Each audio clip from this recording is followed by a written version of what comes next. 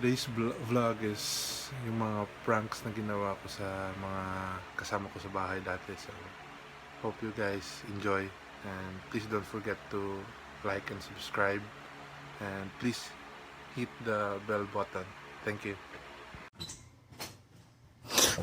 It was at this moment that he knew. He fucked up.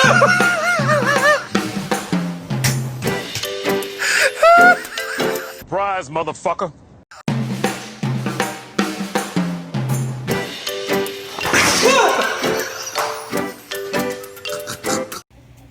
Gago!